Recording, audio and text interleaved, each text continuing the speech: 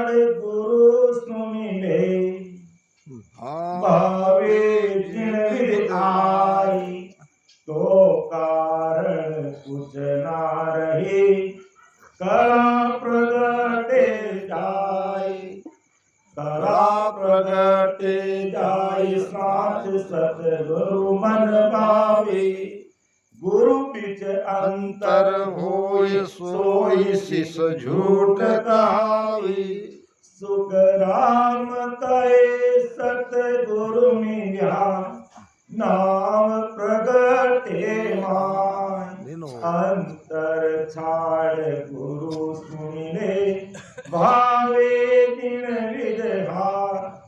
कितनी बड़ी बात महाराज के हंस के पूर्व में सदगुरु जी महाराज की उनकी कैसी भी उसकी समझ रही, कपट भी रहा होगा, लेकिन अंतर छाड़ गुरु से मिले भावे की नहीं जाए, लेकिन गुरु के प्रति वो अंतर खत्म कर दिया उसने। या कोई कपट रहा होगा, कोई भाव में कहीं फर्क रहा होगा, उसको खत्म करके नतमस्तक हो गया।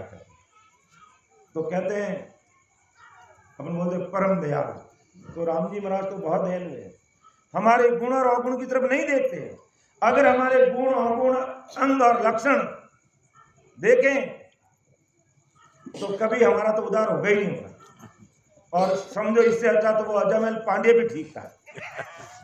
तो इतने पाप और पुण्य अपने से अनजाने में हो जाते हैं, नहीं चाहते हो जाते हैं, लेकिन सदगुरु जी महाराज के सामने आकर के वो नतमस्तक हो जाता है और अपना अंतर छाड़ गुरु से मिले भावे जन का कैसा भी है आकर के मिल जाता है और अपना अंतःकरण दे देता है कि हुआ सो हुआ, मुझे माफ करो और मुझे अपने रास्ते पे लगाओ। तो महाराज के तो कारण कुछ ना रहे, फिर कोई कारण नहीं, कला प्रगटे जाए, यानी ये कुदरत कला उसके घट में प्रकट हो जाती है और रग रग रोम रोम के अंदर नस नस नाड़ी में राम राम ऐसी भारी कृपा हो जाती है। तो कला प्रगटे जाए साथ सदगुरु मन भावे, साथ सदगुरु मन भावे, साथ चाहिए सदगुरु जी महाराज को, झूठ नहीं चाहिए, कपड़े नहीं चाहिए।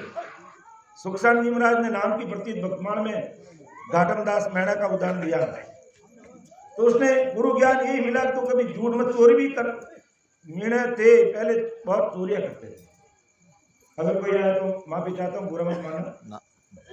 तो वो चोरी के बिना रह नहीं सकता और कहते हैं मरते समय उनके पिताजी ने कहा अपना काम मत छोड़ना, बस ये काम तुम करते रहना। लेकिन गुरु ज्ञान मिल गया नहीं चाहते हुए भी, और कहा कि संगत में मत जाना, गुरु ज्ञान मत सुनना, लेकिन सुन लिया उन्होंने जबरदस्ती। ऐसा कुदरती अवसर आ गया, कहीं सत्संग चली तो वो कान में अंगुली डाल के जा रहे थे, कांटा चुभ गया और वो सत्संग सुन लिए। उसका गुण क्या हुआ देखो, सत्संग का एक शब्द भी कितना गुण करता है। तो गुरु महाराज से वो लिखा रहता है, गुरु महाराज कहता, गुरु महाराज मैं चोरी करना तो नहीं छोड़ूंगा। चोरी करना पूरी कथा मुझे ध्यान में नहीं है, लेकिन साफ चीज मैं कह रहा हूं उसके बारे में। तो कहा तो चोरी करेगा लेकिन झूठ मत बोलना, सच बोल के चोरी करना। जहां भी जाता है चोरी करता है तो सच बोल के करना कि मैं चोरी कर रहा हूं। लेकिन सूर्य अस्त होते ही संध्या करना, ध्यान में, भगवान के ध्यान में बैठना, इस बात का ध्यान करना। तो चाहे बड़ी चोरी करे, झूठ बोलेगा लेकिन झूठ बोलना मत। कोई भी कहे तूने चोरी की, कहा मैंने चोरी किया, चोरी करने जाता है तो चोरी कहना कि मैं चोर हूं, और चोरी करने गए तो राज दरबार में जाता है और वहां से पूछते तू कौन है, मैं चोर हूं, इसलिए आया कि घोड़ा चुरा के ले जाओ। कौन सा घोड़ा का, महाराजा का घोड़ा, और लेके चले गए। सोचता कोई चोर कभी ऐसा बोलता थोड़ी, लेकिन घोड़ा लेके चला गया। और जब महाराजा को जरूरत पड़ी कर भाई घोड़ा कहाँ है, क्या वो तो आपका आदमी आया था लेके गया। अरे मेरा कौन सा आदमी भाई, तो कहा पता करो घोड़ा कहाँ गया। तो कहते हैं उसके जो खोज चिन्ह है उसको देखते देखते लोग वहां पहुंच गए और सूर्यास्त होते ही वो तो अपना घोड़ा पेड़ के बांध करके अपनी शाम की संध्या आरती जो अपन करते हैं वैसे वो अपने तीनों की भक्ति में जैसा भी है वो करने बैठ गया। तो अब वो जैसे ही वो राज दरबार के आदमी वहां पहुंचे और श्यामसु सफेद घोड़ा हो गया, यानी काला घोड़ा था और वो सफेद हो गया। पता लगा कि घोड़ा यही है, ये खोज चिन्ह भी यही है और ये चोर भी कह रहा कि घोड़ा कहां से चुराया? राज दरबार से। तूने चुराया कि मैंने चुराया? वो सच बोल रहा है। जब राज दरबार में वापस बात पहुंची कि साहब यही बात है, वो कह रहा चोर मैं हूं, घोड़ा यही है, लेकिन घोड़े का रंग बदल गया। सत्संग के शब्दों का पराक्रम सुनो, उसका रंग बदल गया। वो तो 3 लोगों की भक्ति करने वाला था, 3 लोगों का ज्ञान देने वाला कोई गुरु मिले उनको। अंदाज लगाओ ये सस्वरूप सही परमात्मा की भक्ति है, इसकी सत्संग के एक एक शब्दों में कितना गुण और पराक्रम होगा। विचार करने योग्य बात है, बहुत समझ की बात है। जब दरबार को जब कहा उसको मेरे सामने पेश करो तो कहा भाई कौन है तुम? चोर हूं। कि सब कुछ ठीक है लेकिन ये घोड़ा काला से सफेद कैसे हो गया? कि ये मुझे नहीं जान, मुझे मालूम नहीं, मेरे गुरु महाराज का काला, झूठ मत बोलना, बस साथ बोल के चोरी करना। और वही किया कि वही जब घोड़े का रंग ही बदल गया, ये घोड़ा तू ही है। तो ये सत्संग का प्रभाव है। तो अब अंदाज लगाओ, परम दयाल आनंद सुख सम्राट आदि सदगुरु सुखराम जी महाराज का ही अणवे ज्ञान कवि, किसी कवि की कविता नहीं है, ये अणवे वचन है महाराज के, अणवे की परवानगी, अणवे यानी बहिरित वाणी है महाराज की। तो इसमें कपड़े नहीं चलता, तो निगमन देकर के अंतर छाड़ गुरु से मिले भावे जनविदा आई, तो कारण कुछ ना रहे कला प्रकट है। अर्थात निगमन से, सच्चे भाव से, क्योंकि साथ सदगुरु मन भावे। राम जी महाराज को सांच चाहिए और कहते हैं सांच को कोई आंच नहीं आती कहीं तो, और महाराज की कुदरत कला प्रकट हो जाती है। गुरु भी अंतर होई सोई सिख झूठ कहावे।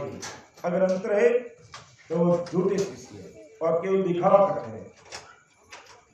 कि सुख राम कहे सतगुरु मिल्या नाव प्रगटे माई, अंतर छाड़ गुरु सुनिले भावे गुण विद्याई।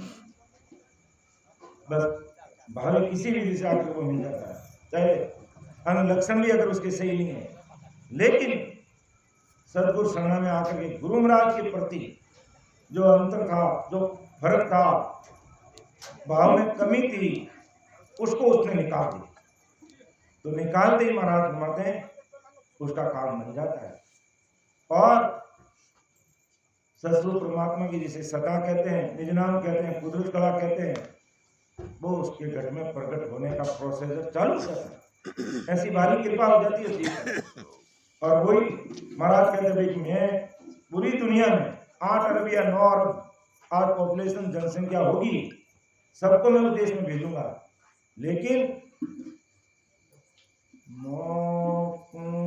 दया तुम्हारी आए सुन लीजो नर नारी, सत स्वरूप की भगत विनारे, मांगे पड़े सिर बारी।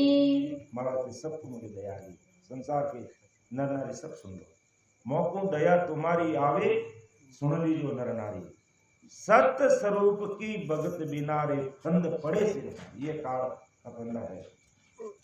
तो जो मेरे सस्वरूप साई परमात्मा की भक्ति को धारण करता है, पकड़ता है, उसको फॉलो करता है, उसके अनुसार चलता है, तो मैं उसको ससुर राम जी से उसको मिला देता हूँ, उसे मिला देता हूँ।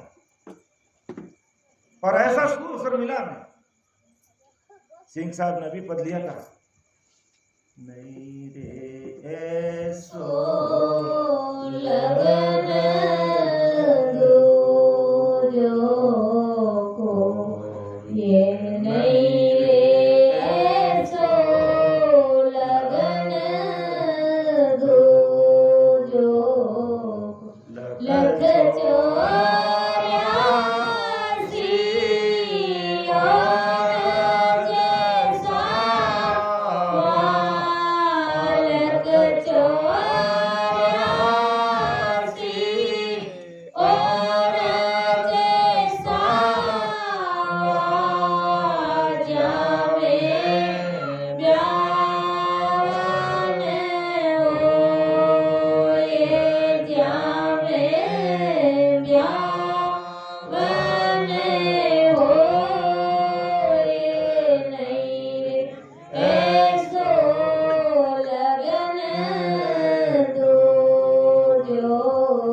ऐसा लगन, ऐसा अवसर, ऐसा मौसम फिर मिलने वाला नहीं। कितना सुअवसर हमें मिला है। फर्स्ट ऑफ ऑल, सबसे पहले व्रतखंड में हमें जन्म मिला, फिर मनुष्य शरीर के रूप में, और बड़ी भारी कृपा कि हमें सद्गुरु शरणा मिला। इससे बढ़कर हमारे लिए और कैसा लगन चाहिए हमें। शरीर की शादी करने के लिए लगन देखते हैं कि कौन से कितने लगन का सावा है। तो ये हमारे लिए सुअवसर मिला है कि व्रतखंड में जन्म मिलना, मनुष्य शरीर मिलना, और महाराज के ज्ञान से हम ओतप्रोत हो रहे हैं। हमें सद्गुरु शरणा मिला है, इससे बढ़कर अवसर और दूसरा कोई हो नहीं सकता। इसलिए महाराज कहते हैं, हे संसार के सभी भाई बहनों, अंतर्छाड़ गुरु से मिलो, मन में किसी प्रकार का अंतर मत रखो और सच्चे मन से मेरे से मिलो, अर्थात मेरे ज्ञान को सुनो समझो और उसके अनुसार विधिवत सिमरन में लग जाओ। मेरी मेहर अर्थात ससुर राम जी की कृपा होगी, उसे कोई रोक नहीं सकता। आगे महाराज फरमाते हैं कि कैसे जीवों पर कैसे कृपा हो जाती है, वो महाराज बता दिया है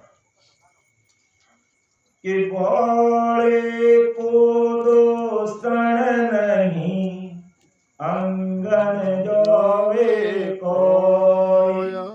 वहाँ पर गुरु को हेत रे, तुरत गिरे कहूँ तुरत गिरे कहूँ तो ये अरत ताको होई, जीव ठग के आनंद जोर मूढ़ दे क्या से सोई, सुख राम मन यूं खुशी हुए ओ बस होसी जो, बड़े को दोषण नहीं, अंगन जोए कोई। गुरु ज्ञान में भोले बन के रहना है वास्तव में। भोले का मतलब ऐसा नहीं कि हम गुरु ज्ञान को सुने नहीं समझे नहीं, लेकिन तर्क वितर्क से बचना।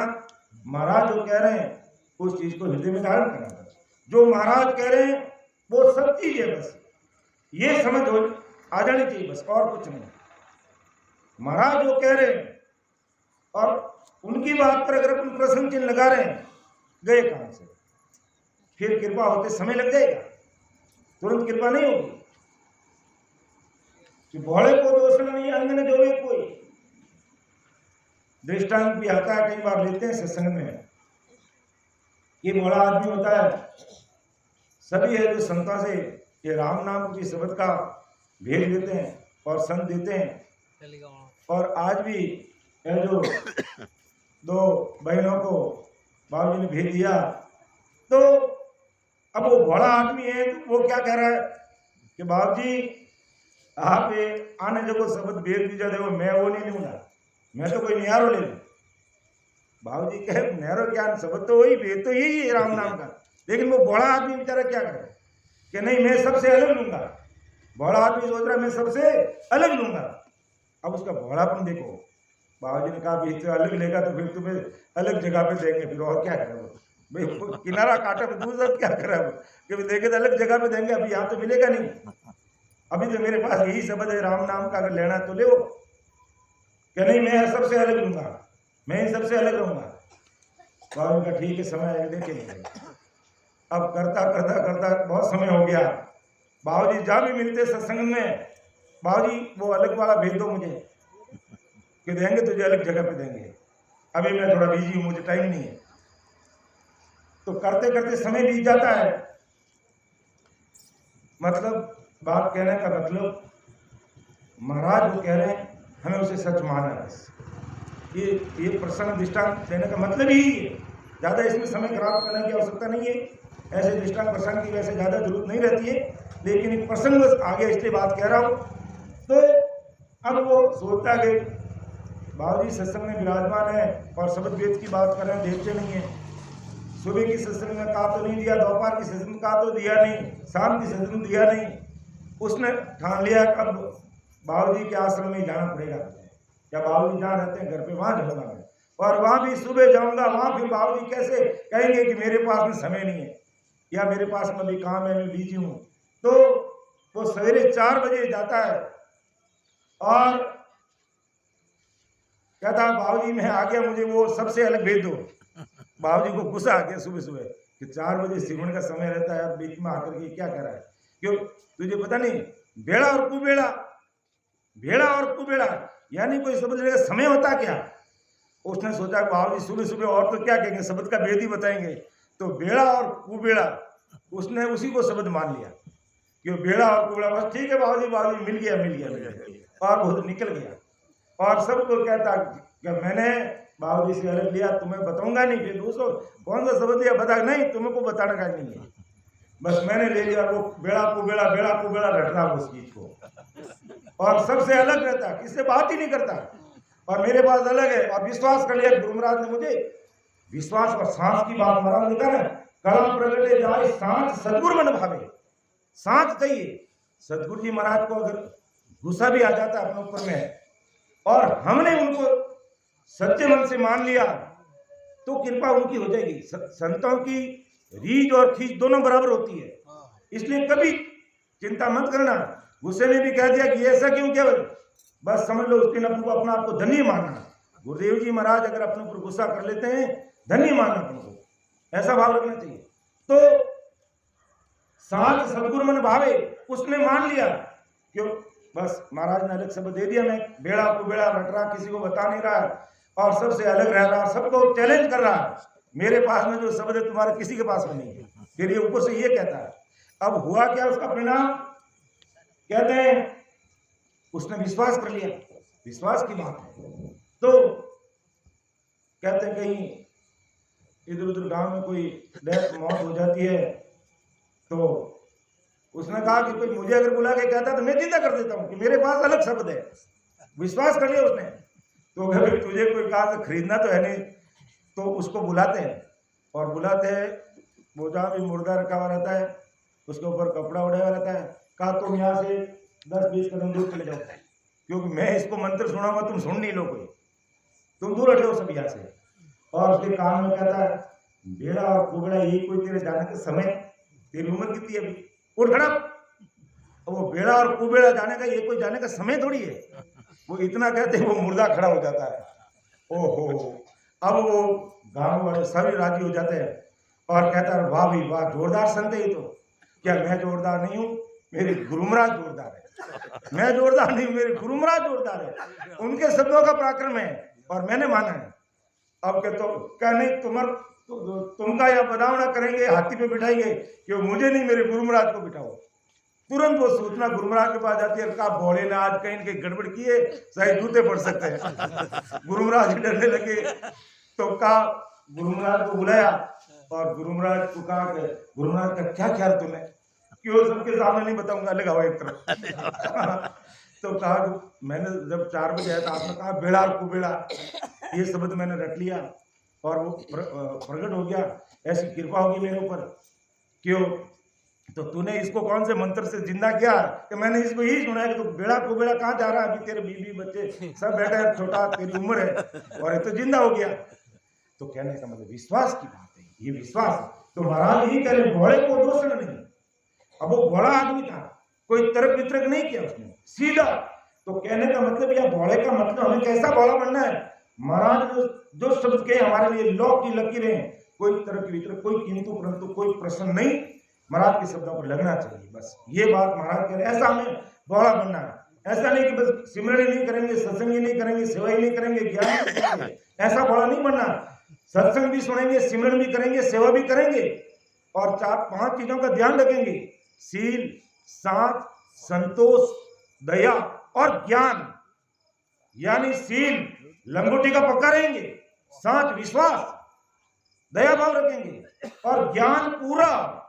महाराज क्या कह रहे हैं, कैसे उद्देश्य की प्राप्ति करेंगे, शरीर के अंदर जो रास्ता है उस रास्ते कैसे चलेंगे, पूरा ज्ञान और दया भाव और साथ यानी विश्वास। इस चीज को ध्यान में ले लेता है और सत्संग सिमरन सेवा में लगता है, महाराज की कृपा उस जीव पर होती है और कुदरती वो प्लेटफॉर्म हमारे लिए तैयार रखते हैं सत्संग सिमरन और सेवा के लिए। तो भोले को दोषण नहीं अंगन जोड़े कोई, वहां पर गुरु का हेत तुरंत घिरे क्यों तोड़ी। अंग में उसका कोई भी अंग लक्षण नहीं देखते हैं, राम जी अंग लक्षण नहीं देखते। गुरु महाराज को भले ही मेरे ऊपर गुस्सा आ गया है, लेकिन मैंने 101% गुरु महाराज को मान लिया और गुरु महाराज मेरे ऊपर भले ही रीस कर रहे हैं, लेकिन वो रीस भी उनकी दया का काम करती है। तो महाराज कहते हैं अंग ने जोड़े कोई, उसके कोई अंग लक्षण नहीं देखते, वहां पर गुरु को हेत में तुरंत गिरे क्यों, तुरंत उसके ऊपर कृपा होती है, तुरंत गिरे क्यों तो अर्थ ताको वो हुई। अब इसका अर्थ भी महाराज समझा रहे हैं, जीव ठग के आनंद जोर, ठग के आनंद जोर मूड देखे से हुई। जो ठग आदमी होता है और वो मूर्ख या भोले आदमी को देख करके वो राजी होता है कि देखो आज इसको मैं ठग लूंगा, ये मूर्ख आदमी है या एक भोला आदमी है, इसको मैं ठग लूंगा, उसके मन में आनंद रहता है। और इसी प्रकार संजन ऐसे भोले जीवों पर कैसे राजी होते हैं, उनको कैसे आनंद आता है।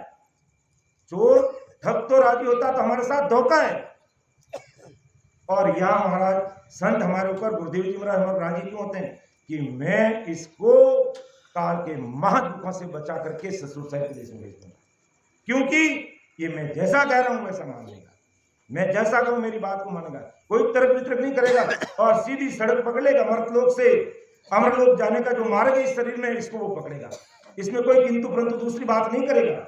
तो क्यों ठग के आनंद, तो ठग को तो आनंद क्यों आ रहा, मैं इसको लूट लूंगा, मैं इसको लूट लूंगा। और संत क्यों खुश होते हैं बड़े आदमी को देख करके कि मेरा ज्ञान कहते ही सुन लेगा, समझ लेगा और उस अनुसार ये भक्ति में लग जाएगा। उधर तो धोखा है और मैं काल से धोखे से इसको बचा लूंगा। ओ बस होशी जो ये मेरे बस में हो जाएगा, भोले को दोषण नहीं अंग न जोड़े कोई। तो हमें इस प्रकार भोला बनना है कि महाराज के एक एक शब्द को हृदय में उतारना है, बस इसमें कोई किंतु परंतु नहीं रहना चाहिए। ये अनबे भैरित वाणी है महाराज के।